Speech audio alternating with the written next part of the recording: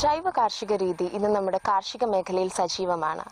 വിഷവിമുക്തമായ ഭക്ഷ്യവിളകൾ ഉൽപ്പാദിപ്പിക്കുക എന്നതാണ് ഇതിന്റെ പ്രധാന ലക്ഷ്യം. കൃഷിയിൽ ആധുനിക സാങ്കേതിക സംവിധാനങ്ങൾ കടന്നു വന്നതോടുകൂടി മികച്ച വിളവെടുപ്പിനുള്ള സാധ്യതയും ഏറി. ഇത്തരത്തിൽ തുടർന്ന് കൃത്യതാ കൃഷിയിലൂടെ ഒരു കാർഷിക മാറ്റത്തിന് തുടക്കമിട്ട കർഷകനാണ് കോട്ടയം ജില്ലയിലെ ഐമനം കല്ലുങ്കത്ര സക്കറിയ ജീഷാൻ. അദ്ദേഹത്തിന്റെ കൃഷിവിശേഷങ്ങളാണ് ഇന്നത്തെ കൃഷി ദർശനം. ഐമനം കല്ലുങ്കത്ര സക്കറിയാസ് ജേഷാൻ ഒരു പരമ്പരാഗത കാർഷിക കുടുംബാംഗം തന്നെ. കുട്ടനാടൻ കാർഷിക മേഖലയിൽപ്പെടുന്ന കുമരകം പാടശേഖരത്തെ വിതയും നടിയിലും കളയെടുപ്പും കൊയ്ത്തും പൊലിയളവുമൊക്കെ ജീവിതത്തിന്റെ ഭാഗമാക്കി മാറ്റിയ കർഷകൻ. ജീവിതയാത്രയുടെ ഭാഗമായി കുമരകത്തെ പശുമരാശി പടർന്ന കറുത്ത മണ്ണിനോട് യാത്ര പറഞ്ഞ് അന്യസംസ്ഥാനത്ത് ലഭിച്ച ജോലിയിൽ മുഴുകിയെങ്കിലും സ്വന്തം നാട്ടിലെ കൃഷിയിടം ഷാനെ മടങ്ങിവരവിനായി പ്രേരിപ്പിച്ചുകൊണ്ടേയിരുന്നു. മണ്ണിന്റെ മനസ്സറിഞ്ഞ ഷാൻ സ്വന്തം കൃഷിഭൂമിയിലേക്ക് തിരിച്ചെത്തി.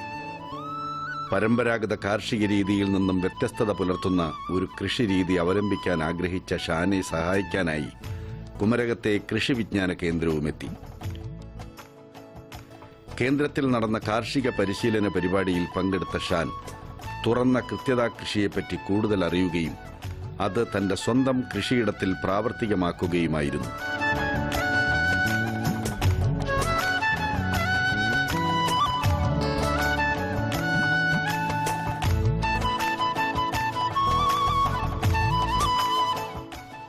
കമ്പോസ്റ്റും സ്യൂഡോമോണസും കലർത്തിയ മണ്ണ് വാരകോരി മിച്ചൽ ഷീറ്റ് വിരിച്ചുള്ള കൃഷിരീതിയാണ് ഇവിടെ നടപ്പാക്കിയത്.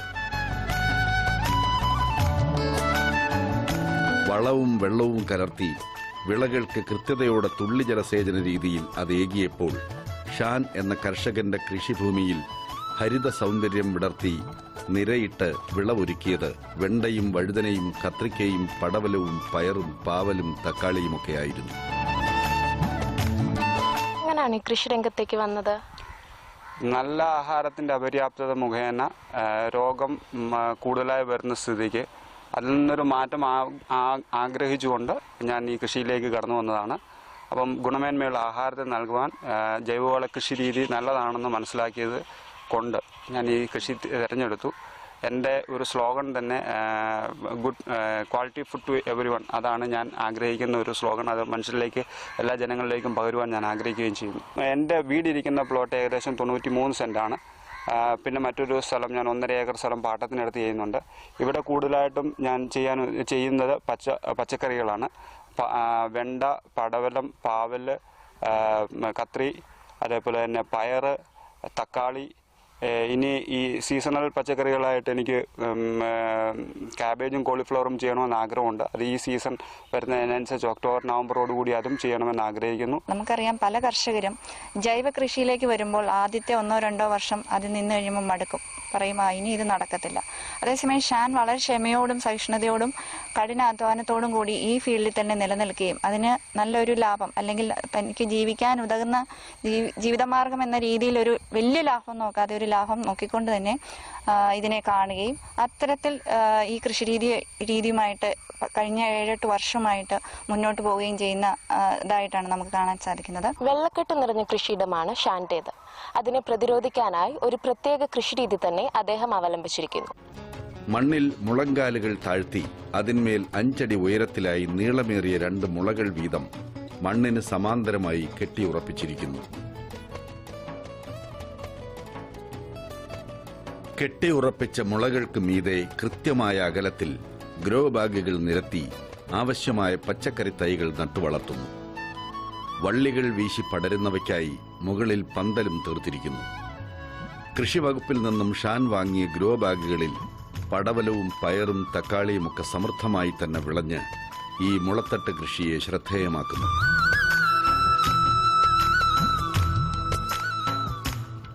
പാവലിനായി ഇവിടെ കൂനക്കൃഷി രീതിയും അവലംബിക്കുന്നു.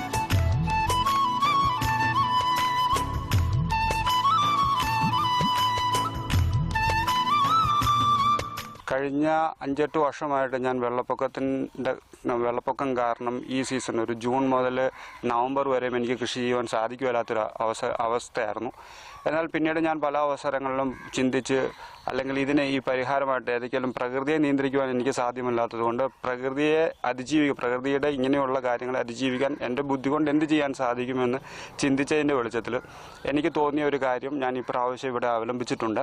ഞാൻ മുള കൊണ്ട് അതിൻ്റെ തട്ടുകളുണ്ടാക്കി ആ തട്ടയിൽ ഗ്രോ ബാഗുകൾ വെച്ച് ഞാൻ ഇപ്രാവശ്യം ഞാൻ കൃഷി ചെയ്യുവാൻ തുടങ്ങിയിട്ടുണ്ട്. ഒരു വർഷം മുഴുവൻ കൃഷി ചെയ്ത് അതിൽ നിന്നൊരു ലാഭം ഉണ്ടാക്കാനായിട്ട് ബുദ്ധിമുട്ടുള്ള സ്ഥലമാണ് യമനം പോലെ വെള്ളക്കെട്ടുള്ള സ്ഥലം എന്ന് പറയുന്നത്. അപ്പം അവിടെയും അദ്ദേഹത്തിൻ്റെതായ രീതിയിൽ ചിന്തിച്ചുകൊണ്ട് ഈ വെള്ളക്കെട്ടിനെ പ്രതിരോധിക്കത്ത രീതിയിൽ വളരെ പൊക്കത്തിൽ മുളങ്കമ്പുകൾ വെച്ചുകൊണ്ട് ആ മുളങ്കമ്പുകളിൽ പച്ചക്കറി കൃഷി ചെയ്യുന്നതിനായിട്ട് ഗ്രോ ബാഗുകളിൽ പച്ചക്കറി തൈകൾ വെച്ചുകൊണ്ട് അദ്ദേഹം കൃഷി ആരംഭിച്ചിട്ടുണ്ട്.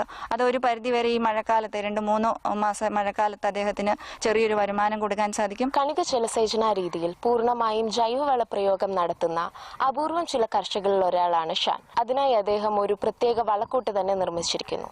തുറന്ന കൃത്യതാ കൃഷിയിൽ സമ്പൂർണ്ണ ജൈവവള പ്രയോഗം അവലംബിക്കുന്ന കർഷകനാണ് സക്കറിയാസ് ഷാൻ.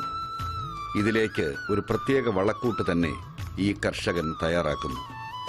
കുമരകം കൃഷി വിജ്ഞാന കേന്ദ്രത്തിന്റെ നിർദ്ദേശങ്ങളും സഹകരണവും ഇക്കാര്യത്തിൽ ഉണ്ടായിരുന്നെങ്കിലും സ്വന്തം നിരീക്ഷണ പഠനത്തിലൂടെ കണ്ടെത്തിയ ചില മാർഗങ്ങളും ഈ ജൈവ വളക്കൂട്ടിൽ ഷാൻ സ്വീകരിച്ചു. 100 ലിറ്റർ വളമിശ്രിതം തയ്യാറാക്കുന്നതിനായി 10 കിലോഗ്രാം പച്ചച്ചാണകം, 2 ലിറ്റർ ഗോമൂത്രം, 5 കിലോഗ്രാം കടലപ്പിണ്ണാക്ക്, 5 കിലോഗ്രാം തേങ്ങാപ്പിണ്ണാക്ക് എന്നിവ 25 ലിറ്റർ ജലത്തിൽ കലർത്തി 2 ദിവസം കൊണ്ട് പുളിപ്പിച്ചെടുത്ത് അതിൽ 100 ലിറ്റർ വെള്ളത്തിൽ കലർത്തിയെടുക്കുന്ന മിശ്രിതം ഉയരത്തിൽ സ്ഥാപിച്ചിരിക്കുന്ന ടാങ്കിലേക്ക് എത്തിക്കുന്നു.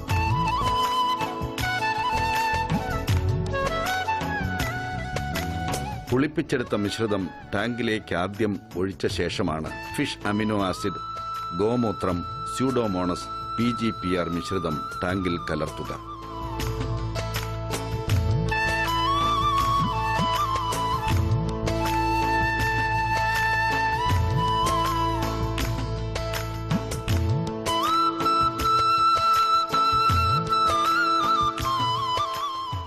മൂന്ന് തലത്തിലുള്ള ശുദ്ധീകരണ പ്രക്രിയയ്ക്ക് ശേഷമാണ് ചവറും കരടുകളും മറ്റും അകന്ന ജൈവവളം കണിക ജലസേചന രീതിയിൽ വെഞ്ചർ പൈപ്പുകളിലൂടെ വിളകളുടെ ചുവട്ടിലേക്ക് എത്തുക.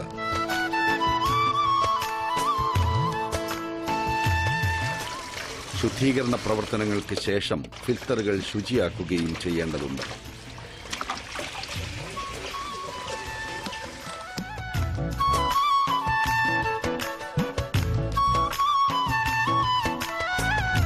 സ്വന്തമായൊരു ജൈവവളക്കൂട്ട് തന്നെ ഉണ്ടല്ലോ, എങ്ങനെയാണ് ഇത് നിർമ്മിക്കുന്നത്?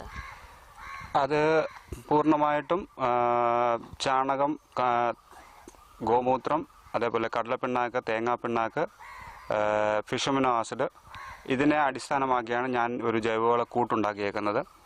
അതിൻ്റെ ഒരു പ്രൊപ്പോർഷണൽ രീതി പറയുകയാണെങ്കിൽ ഒരു 10 കിലോ ചാണകം, 2 കിലോ കടലപ്പിണ്ണാക്ക്, 2 കിലോ തേങ്ങാപ്പിണ്ണാക്ക്, അതേപോലെ തന്നെ ഗോമൂത്രം 1 ലിറ്റർ, ഇത് ഒരു 10 ലിറ്റർ അല്ലെങ്കിൽ 20 ലിറ്റർ വെള്ളത്തിലേക്ക് ലയിപ്പിച്ച് അത് പുളിപ്പിക്കാൻ വിടുക. 2 ദിവസം ചൂട് കൂടിയ കാലാവസ്ഥയാണെങ്കിൽ അത് 1 ദിവസം അല്ലെങ്കിൽ 2 ദിവസം പുളിപ്പിച്ചതിന് ശേഷം ഏകദേശം 100 ലിറ്റർ വെള്ളവുമായിട്ട് അത് മിക്സ് ചെയ്തിട്ട് 6 മണിക്കൂർ 1 കിലോ സ്യൂഡോമോണസുമായിട്ട് അതിനെ മിക്സ് ചെയ്ത് 6 മണിക്കൂർ അതിനെ വിട്ടതിന് ശേഷം 2 സ്ക്രീൻ ഫിൽറ്ററും ഒരു മാനുവൽ ഫിൽറ്ററും വെച്ച് ഫിൽറ്റർ ചെയ്തതിന് ശേഷം അതിനെ ഡ്രിപ്പ് വഴി ചെടികളുടെ ചുവട്ടിലേക്ക് എത്തിക്കുന്നു. ഇതാണ് എൻ്റെ ജൈവവള കൂട്ട്. വല്ലഭന് പുല്ലുമായതും എന്ന് പറഞ്ഞതുപോലെ തന്നെ ഇവിടെ പറമ്പിൽ വളരുന്ന ഓരോ പുൽച്ചെടികൾ പോലും എനിക്ക് വളമായിട്ട് തന്നെയാണ് ഞാൻ ഉപയോഗിക്കുന്നത്. കാരണം അത് മെഷീൻ കൊണ്ട് വെട്ടിയിട്ട് അത് ആ സ്ഥലത്ത് തന്നെ ചെയ്യാൻ അനുവദിക്കുന്നു. കുറേ എടുത്ത് കൂട്ടിയിട്ടിട്ട് അത് അവിടെ കിടന്ന് ചീഞ്ഞ് കമ്പോസ്റ്റിംഗ് ഇനോക്കുലവും ചേർത്ത്, ചാണകവും കമ്പോസ്റ്റിംഗ് ഇനോക്കുലവും ചേർത്ത് അവിടെ ചീയിച്ച് അത് അഴുകിയ ആ മണ്ണും കൂടെ കൂട്ടിയിട്ടാണ് ഞാൻ ആദ്യമേ ബേസ് പ്രിപ്പയർ ചെയ്യുന്നത്. ഞാനിവിടെ വളത്തിന് വേണ്ടിയിട്ട് കൊടുക്കുന്ന ആ മീഡിയം, ആ സൊല്യൂഷൻ അത് തന്നെയാണ് ഞാൻ സ്പ്രേ ചെയ്യുന്നത്. ഞാൻ ഫോളിയർ സ്പ്രേയിങ്ങും ഉണ്ട്. എനിക്ക് ഡ്രിപ്പ് കൊടുക്കുന്നതിനോടൊപ്പം തന്നെ ഫോളിയർ സ്പ്രേയിങ് ഉണ്ട്. ഇതുവരെയും ഈ 10 വർഷം വരെയും എനിക്ക് ആകപ്പാടെ കൺട്രോൾ ചെയ്യാൻ പറ്റാതെ വന്നേക്കുന്ന പയറിലുള്ള ചാഴിയെ മാത്രമാണ്. ബാക്കിയുള്ള എല്ലാത്തരം കീടങ്ങളെയും എനിക്ക് ഈ വളത്തിൻ്റെ കൂട്ടത്തിൽ ഈ ഫിഷമിനോ ആസിഡൊക്കെ ചേരുന്നത് കൊണ്ട് അതൊരു റിപ്പല്ലൻറ്റും കൂടിയാണ്. അത് കൊണ്ട് തന്നെ നല്ലൊരു ശതമാനം കീടങ്ങളാകുമെന്ന് പറഞ്ഞിട്ടുണ്ട്. പിന്നെ അതിൽ കൂടുതലായിട്ട് വരികയാണെന്നുണ്ടെങ്കിൽ വേപ്പിൻ്റെ എക്സ്ട്രാക്റ്റുകൾ, വേപ്പ് സോപ്പ് ചെയ്യാറുണ്ട്.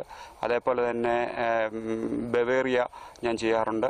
അങ്ങനെ എന്തെങ്കിലും കൂടുതലായിട്ട് എന്തെങ്കിലും പുഴുവിൻ്റെയോ അല്ലെന്നുണ്ടെങ്കിൽ മറ്റ് കീടങ്ങളുടെയോ ആക്രമണം ഉണ്ടാവുകയാണെങ്കിൽ അങ്ങനെ ചെയ്യാറുണ്ട്. എനിക്ക് ഭാഗ്യവശാൽ ഇതുവരെയും എനിക്ക് അങ്ങനെ ഒരു സംഭവം വന്നിട്ടില്ല. ട്രഡീഷണലായിട്ട് തന്നെ നിലനിൽക്കുന്ന രീതിയോടൊപ്പം തന്നെ നൂതനമായിട്ടുള്ള നമ്മുടെ സാങ്കേതിക വിദ്യകളും കൂടി സംയോജിപ്പിച്ച്, അതായത് അദ്ദേഹം പറഞ്ഞു കമ്പോസ്റ്റിംഗ് ഇനോക്കുലം, നമുക്കിപ്പം വേസ്റ്റ് കമ്പോസ്റ്റ് ആക്കാനുള്ള ഏത് ജൈവാവശിഷ്ടങ്ങളെയും കമ്പോസ്റ്റ് ആക്കാനുള്ള ഒരു കമ്പോസ്റ്റിംഗ് ഇനോക്കുലം നമ്മുടെ കാർഷിക സർവകലാശാല പുറത്തിറക്കിയിട്ടുണ്ട്.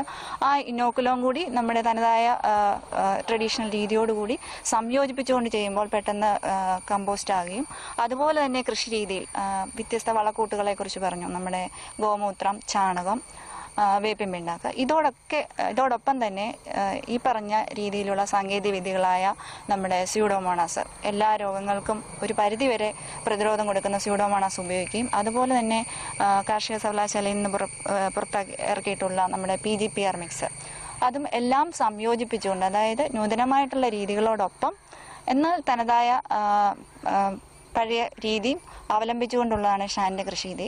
അപ്പം ഷാനിനെ സംബന്ധിച്ച് പറയുകയാണെങ്കിൽ വലിയൊരു ലാഭം, ലക്ഷങ്ങളുടെ ലാഭം നേടിയെടുത്ത ഒരു കർഷകനെന്നൊന്നും നമുക്ക് പറയാൻ പറ്റില്ല. എന്നാൽ പോലും തനിക്ക് ജീവിക്കാൻ, തൻ്റെ ജീവിതമാർഗമായിട്ട് ഒരു വരുമാനം ലഭിക്കുന്നതോടൊപ്പം സമൂഹത്തിനും കൂടി അതിൻ്റെ തൻ്റെ പങ്ക് എന്താണെന്ന് തിരിച്ചറിഞ്ഞുകൊണ്ട് അതിൻ്റെ നന്മ സമൂഹത്തിനും കൂടി പകർന്നു കൊടുക്കാനുള്ള ഒരു സംരംഭമാണ് ഷാനിൻ്റെ ഭാഗത്തു നിന്നുള്ളത്. ഇത് വളരെ ചുരുക്കം കർഷകരിൽ മാത്രം കാണുന്ന ഒരു രീതിയാണ്.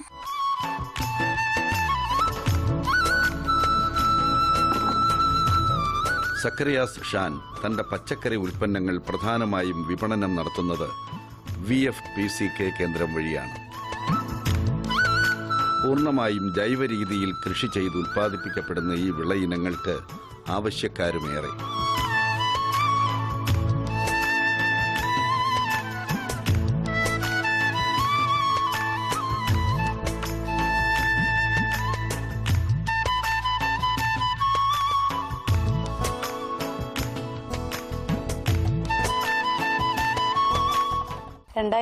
ലാണ് vegetable and food promotion council കേരളത്തിൻ്റെ ആക്ടിവിറ്റി ഐമനം പഞ്ചായത്തിൽ തുടങ്ങുന്നത്.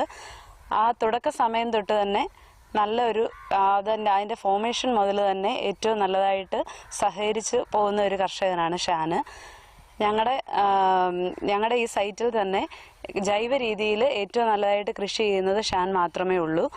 എല്ലാ സീസണുകളിലും, വെള്ളപ്പൊക്കത്തിൻ്റെ ആ ഒരു സീസണിൽ ഒഴിച്ച് ബാക്കി എല്ലാ സീസണിലും ഷാനിന് പച്ചക്കറികളാണ് മെയിനായിട്ട് കൃഷിയുള്ളത്. അത് മാർക്കറ്റിങ്ങിന് ഞങ്ങൾക്കൊരു ബുദ്ധിമുട്ടില്ല, കാരണം VFPCKയുടെ സമിതി ഉണ്ടായതുകൊണ്ട് അങ്ങോട്ട് തന്നെ കൊണ്ടുവരുന്നു. അത് ദൂരെ നിന്നുള്ള കച്ചവടക്കാർ പോലും ഷാനിൻ്റെ ഓർഗാനിക് സാധനം വാങ്ങിക്കാൻ വേണ്ടി തന്നെ വിപണിയിൽ വരുന്ന കച്ചവടക്കാരുണ്ട്. അപ്പോൾ അവരുടെ കച്ചവടത്തിന് അത് നല്ല ലാഭമായിട്ട്, അല്ലെങ്കിൽ അറിയാവുന്ന ആൾക്കാർ അവിടെ വന്ന ഓർഗാനിക് സാധനത്തിന് വേണ്ടി തേടിയെത്തുന്നവരുണ്ട്, ആ കൃഷിക്കാരൻ്റെ സാധനത്തിന് വേണ്ടി. അതുകൊണ്ട് ആ നല്ല പച്ചക്കറികൾ അവിടെ ഉൽപ്പാദിപ്പിച്ച് നമുക്ക് കൊടുക്കാൻ പറ്റുന്നത് വലിയൊരു നന്മയാണ്. ജനത്തിൻ്റെ ഇടയിൽ കൂടി, കർഷകർക്ക് മാത്രമല്ല പൊതുജനത്തിനും കൂടെ അതിൻ്റെ ഗുണം ലഭിക്കത്തക്ക രീതിയിലാണ് ഷാനിൻ്റെ കൃഷി രീതികളെല്ലാം. എത്ര ബുദ്ധിമുട്ടുകൾ വന്നാൽ പോലും ജൈവ രീതിയിൽ നിന്ന് മാറാതെ പ്യുവർലി ഓർഗാനിക് രീതി മാത്രമേ ഷാൻ അവലംബിക്കാറുള്ളൂ ഇവിടെ. കാർഷിക മേഖലയിലെ ശാസ്ത്രീയമായ കണ്ടെത്തലുകൾ കൈമാറുന്നതിനും മറ്റ് സഹായങ്ങളേകുന്നതിനുമായി കുമരകം കൃഷി വിജ്ഞാന കേന്ദ്രം ഷാനോടൊപ്പമുണ്ട്. പുതിയ കേന്ദ്ര സർക്കാരിൻ്റെ കാർഷിക മേഖലയിലുള്ള പ്രഖ്യാപിത നയങ്ങളിലൊന്നാണ് ജൈവ കൃഷിയെ പ്രോത്സാഹിപ്പിക്കുക എന്നുള്ളത്. ഇതിനുവേണ്ടി കൃഷി വിജ്ഞാന കേന്ദ്രം ചെയ്യുന്ന പ്രധാനപ്പെട്ട പ്രവൃത്തികൾ 3 അടിസ്ഥാന തത്വങ്ങൾ ഊന്നിക്കൊണ്ടാണ്. ഒന്ന്, പ്രകൃതി വിഭവ സംരക്ഷണം. അത് ജലം, മണ്ണ്, നമ്മുടെ ജൈവ വൈവിധ്യം. ഇവയാണ് പ്രധാനപ്പെട്ട പ്രകൃതി വിഭവങ്ങൾ. 2, ജൈവ ജീവാണു വളപ്രയോഗം, അതാണ് രണ്ടാമത്തെ പ്രിൻസിപ്പിൾ. മൂന്നാമത്തത് ജൈവിക രോഗകീട നിയന്ത്രണം. ഈ 3 പ്രിൻസിപ്പിളിനെ അവലംബിച്ചുകൊണ്ട് ധാരാളം പരിശീലന പരിപാടികളും മറ്റും കൃഷിക്കാരിൽ എത്തിക്കാനായിട്ടും ജൈവകൃഷിയുടെ ഒരു രീതിശാസ്ത്രം തന്നെ കൃഷിക്കാർക്ക് പകർന്നു കൊടുക്കുവാനായിട്ടും ഈ കൃഷി വിജ്ഞാന കേന്ദ്രം ലക്ഷ്യമിടുന്നുണ്ട്. നമ്മുടെ പ്രകൃതി വിഭവങ്ങളായ മണ്ണും വെള്ളവും നഷ്ടപ്പെടുത്താതെ 3000 മില്ലിമീറ്റർ മഴ നമുക്ക് ലഭിക്കുന്നുണ്ടെങ്കിലും 2 ആഴ്ച അടുപ്പിച്ച് മഴ പെയ്തില്ലെങ്കിൽ ജലദൗർലഭ്യം നേരിടുന്ന ഒരു ദുസ്ഥിതി നമ്മുടെ നാട്ടിലെ സാധാരണ ജനങ്ങൾ അനുഭവിക്കുന്നുണ്ട്. അപ്പോൾ അങ്ങനെ മണ്ണും ജലവും സംരക്ഷിക്കുന്ന പ്രവർത്തനങ്ങൾ, അതോടൊപ്പം തന്നെ ജൈവ ജീവാണു വളപ്രയോഗങ്ങൾ, ജൈവവളങ്ങളും ജീവാണുവളങ്ങളും ഉപയോഗിച്ച് രാസവളങ്ങളുടെ ഉപയോഗം പരമാവധി കുറച്ചുകൊണ്ടുള്ള ഒരു രീതിശാസ്ത്രം. 3, ജൈവികമായി രോഗങ്ങളെയും കീടങ്ങളെയും നിയന്ത്രിക്കാനുള്ള മാർഗങ്ങൾ, ജൈവ കീടനാശിനികളും ജൈവ കുമിളനാശിനികളും സ്വന്തം തൊടിയിൽ തന്നെ ഉൽപ്പാദിപ്പിച്ച് ഉപയോഗിക്കുന്ന തരത്തിൽ കർഷകരെ ശാക്തീകരിക്കുന്ന തരത്തിലുള്ള പരിശീലന പരിപാടികളുമാണ് ഇതിൽ ഉൾപ്പെടുത്തിയിരിക്കുന്നത്. 2 വിഭാഗങ്ങൾ കൃഷിക്ക് വേണ്ടി എന്നെ വളരെയധികം സഹായിച്ചിട്ടുണ്ട്. ഒന്ന് കൊമരം KVK കൃഷി വിജ്ഞാന കേന്ദ്രം, 2 BFPCK. ഈ 2 വിഭാഗങ്ങളും എൻ്റെ താല്പര്യമോ എന്താണോ എനിക്കറിഞ്ഞുകൂടാ. ഞാൻ ഇത്രത്തോളം കാര്യക്ഷമമായിട്ട് ചെയ്യുന്നത് കൊണ്ട് അവരെനിക്ക് നല്ല രീതിയിൽ സപ്പോർട്ട് തരുന്നുണ്ട്. എനിക്ക് ഇപ്രാവശ്യം ട്രിപ്പ് ചെയ്യാനുള്ളത് തന്നു. അതേപോലെ തന്നെ റെയിൻ ഷെൽട്ടർ ചെയ്യാനായിട്ട് BFPCKയും KVKയും എനിക്ക് ഇതിൻ്റെ ധനസഹായം തന്നിട്ടുണ്ട്. പിന്നെ അതിനോടനുബന്ധിച്ച് കൃഷിക്ക് വേണ്ടുന്ന എന്തൊക്കെ ജൈവവളത്തിനെ സംബന്ധിച്ചിടത്തോളം ട്രെയിനിങ്ങുകൾ ഉണ്ടെന്നുണ്ടെങ്കിൽ, ജൈവവള കൃഷി രീതിക്ക് വേണ്ടുന്ന ട്രെയിനിങ്ങുകളുണ്ടെങ്കിൽ എല്ലാ പ്രാവശ്യവും അവരെന്നെ വിളിക്കാറുണ്ട്. ആവശ്യമുള്ള കാര്യങ്ങൾ ഞാൻ അവരോട് ചോദിച്ചറിയാറുമുണ്ട്. എനിക്ക് മിക്കവാറും അവരുടെ ഭാഗത്തു നിന്ന് നല്ലൊരു സപ്പോർട്ടാണ് കിട്ടിയേക്കുന്നത്. എന്തെങ്കിലും ഒരു ആവശ്യം വരുമ്പോൾ അവിടെ വിളിച്ച് പറഞ്ഞു കഴിഞ്ഞാൽ അവർ ആ സമയത്ത് വരികയും അതിന് വേണ്ടുന്ന പരിഹാരങ്ങൾ നിർദ്ദേശിക്കുകയും ചെയ്യാറുണ്ട്. കാർഷിക രംഗത്ത് കൈവരിച്ചിട്ടുള്ള പുത്തൻ സാങ്കേതിക സംവിധാനങ്ങളോടൊപ്പം തന്റെ നൂതന ആശയങ്ങളെയും ചേർത്ത് വ്യത്യസ്ത കാർഷിക വൃത്തികൾക്കായി കളമൊരുക്കുകയാണ് ഈ കർഷകൻ. ഉൾനാടൻ മത്സ്യങ്ങളെ വാണിജ്യ അടിസ്ഥാനത്തിൽ വളർത്താനുള്ള മീൻ കുളങ്ങൾ, മഴമറ കൃഷി തുടങ്ങിയവ ഇതിൽ ഉൾപ്പെടുന്നു.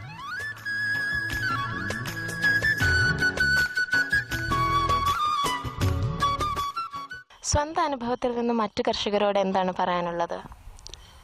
പല തിരിച്ചടികളും ഓരോരുത്തരുടെ ജീവിതത്തിലും ധാരാളം ഉണ്ടായിട്ടുണ്ട്. എന്നാൽ തിരിച്ചടികളെ അതിജീവിച്ച് അതിനെ വിജയിക്കുന്നതാണ് ഓരോ വ്യക്തികളുടെയും വിജയത്തിൻ്റെ ആധാരം. എനിക്കും ആദ്യ കാലഘട്ടങ്ങളിൽ ഈ ജൈവവള കൃഷി രീതികൾ കൊണ്ട് പല ബുദ്ധിമുട്ടുകളും കൈപ്പറിയ അനുഭവങ്ങളും ഉണ്ടായിട്ടുണ്ട്. എന്നാൽ സ്ഥിരതയാർന്ന പ്രകടനത്തിലൂടെ എനിക്ക് ഏറ്റവും മെച്ചപ്പെട്ട ഒരു റിസൾട്ട് അതിൽ നിന്ന് കിട്ടി എന്നുള്ളത് ഏറ്റവും നിസ്തർക്കമായിട്ടുള്ള കാര്യമാണ്. അതിൻ്റെ ഏറ്റവും മറ്റെന്തെങ്കിലും തെളിവുകൾ ആധാരമാക്കണമെങ്കിൽ അത് BFPCKയുടെ ഞങ്ങളുടെ കളക്ഷൻ സെൻറ്റർ വിപണിയിൽ വന്ന് ചോദിച്ചു കഴിഞ്ഞാൽ ഞാൻ കൊടുക്കുന്ന ഉൽപ്പന്നങ്ങളുടെ കൃത്യമായ രേഖകൾ അവിടെയുണ്ട്. ഒരിക്കലും ഇതൊരു പരാജയമല്ല. നമ്മൾ അനുവർത്തിക്കുന്ന അല്ലെങ്കിൽ നമ്മൾ ആഗ്രഹിക്കുന്ന കാര്യങ്ങൾ പൂർണ്ണ ദൃഢനിശ്ചയത്തോടു കൂടി നമ്മൾ ചെയ്യുകയാണെങ്കിൽ നമുക്ക് അതിൻ്റെ അകത്ത് വിജയമുണ്ടാകും. കാർഷിക പൈതൃകത്തിന്റെ ഫലപുഷ്ടിയിൽ ഉറച്ചു നിന്നുകൊണ്ട് കൃഷിയിലെ വേറിട്ട കാഴ്ചകൾ തീർക്കുകയാണ് സക്കറിയാസ് ഷാൻ എന്ന ഈ കർഷകൻ. തന്റെ ആശയങ്ങളും അതിലെ വിജയഘടകങ്ങളും മറ്റ് കർഷകരിലേക്ക് പങ്കുവയ്ക്കുകയും അതിൻ്റെ ഒരു പ്രചാരകനായും ഇദ്ദേഹം മാറുമ്പോൾ നമ്മുടെ കൃഷിഭൂമിയിൽ വ്യത്യസ്തമായ ഒരു ഹരിത കാന്തിയായി അത് നിറയുന്നു.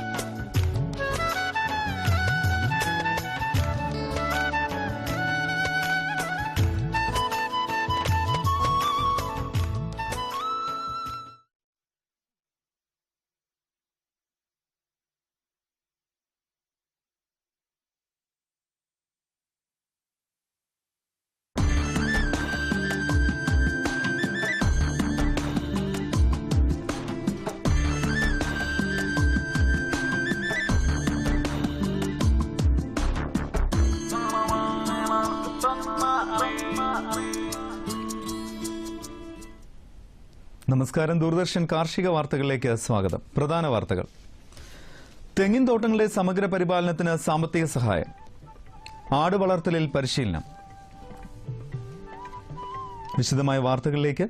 തെങ്ങിൻ തോട്ടങ്ങളുടെ സമഗ്ര പരിപാലനത്തിന് 45 കോടി രൂപയുടെ പദ്ധതി കൃഷിവകുപ്പ് ഈ വർഷം നടപ്പാക്കുന്നു.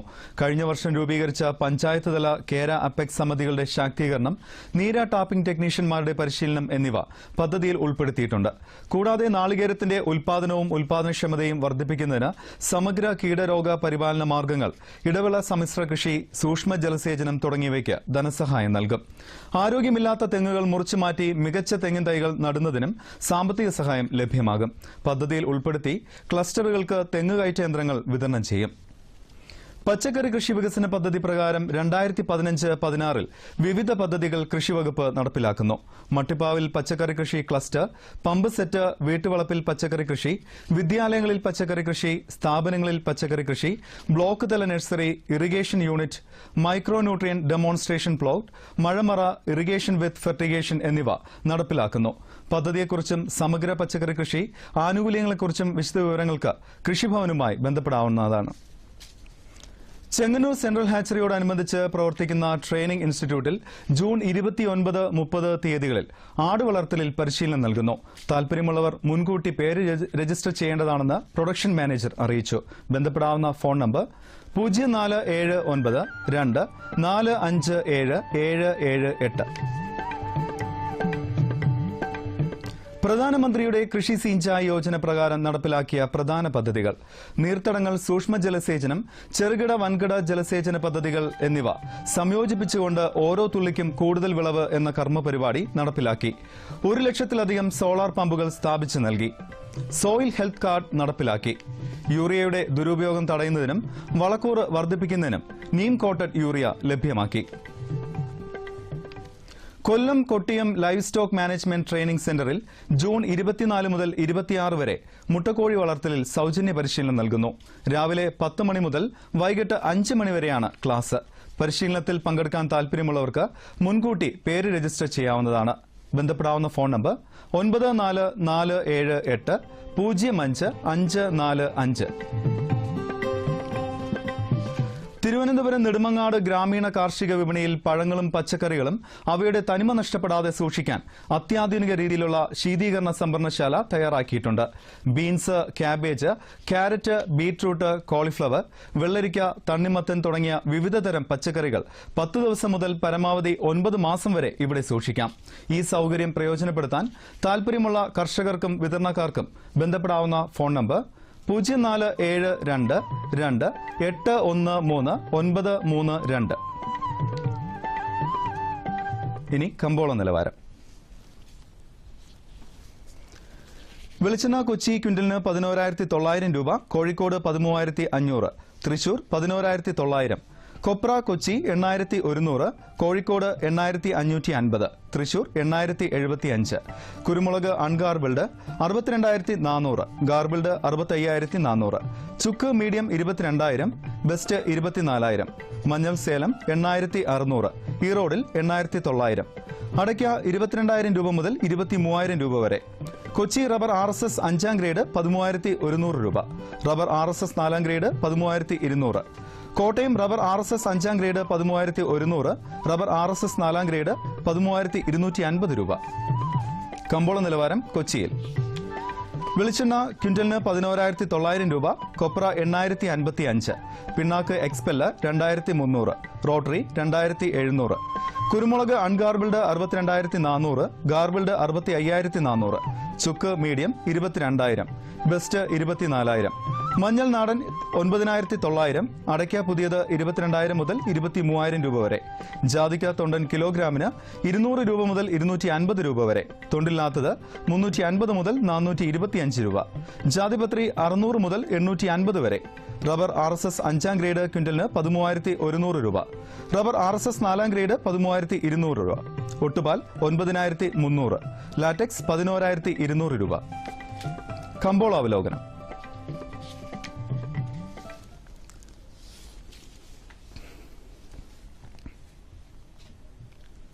റബ്ബർ ടാപ്പിംഗിന് താൽപര്യം കാണിക്കാതെ ഉൽപാദകർ തോട്ടങ്ങളിൽ നിന്ന് അകന്നത് വ്യവസായികളെ അസ്വസ്ഥരാക്കുന്നു. അനുകൂല കാലാവസ്ഥയിലും ടാപ്പിംഗ് മുടങ്ങിയത് കണക്കിലെടുത്താൽ പുതിയ ഷീറ്റിന്റെ വരവിനായി ജൂലൈ വരെ കാത്തിരിക്കേണ്ട അവസ്ഥയിലാണ്. മികച്ച ഇനം റബ്ബർ കിലോ 133 രൂപ. കുരുമുളക് കയറ്റുമതിക്കാർ വിദേശ ഓർഡറുകൾക്കായി ശ്രമം തുടരുകയാണ്. അടുത്ത സീസണിൽ ഉൽപാദനം കുറയുമെന്ന സൂചനകൾ വിദേശ കച്ചവടങ്ങൾക്ക് അവസരമൊരുക്കാം. ഹൈറേഞ്ച് മുളക് കിലോ 652 രൂപയിലാണ്. ജർമ്മനിയിൽ നിന്ന് കുരുമുളകിനും ചുക്കിനും പുതിയ ഓർഡറുകൾ പ്രതീക്ഷിക്കുന്നുണ്ട്. കാലവർഷം സജീവമായതോടെ ഉത്തരേന്ത്യയിൽ നിന്ന് ചുക്കിന് ആവശ്യക്കാരെത്തി. വണ്ടൻമേട്ടിൽ നടന്ന ലേലത്തിൽ മികച്ച ഇനം ഏലക്ക കിലോ 999 രൂപയിൽ കൈമാറി. ജാതിക്കയും മഞ്ഞളും കാര്യമായി വിൽപ്പനയ്ക്കെത്തിയില്ല. കൊപ്ര സംസ്കരണം മഴ മൂലം തടസ്സപ്പെട്ടത് വെളിച്ചെണ്ണ വില ഉയർത്തുമെന്ന നിഗമനത്തിലാണ് ഓയിൽ മില്ലുകാർ. എണ്ണയ്ക്ക് അടുത്ത വാരം പ്രാദേശിക ഡിമാൻഡ് പ്രതീക്ഷിക്കാം. കാലാവസ്ഥ. കണ്ണൂർ കൂടിയ താപനില 32.4 ഡിഗ്രി സെൽഷ്യസ്, കുറഞ്ഞ താപനില 24.6 degree Celsius. Kozhikode 32.2, 24.5. Kochi 32.2, 22.4. Alappuzha 32.7, 28.1. Punalur 32.6, 23.6. Thiruvananthapuram 31.7, 25.3 degree Celsius. ഇന്നത്തെ കാർഷിക വാർത്തകൾ സമാപിക്കുന്നു. നമസ്കാരം.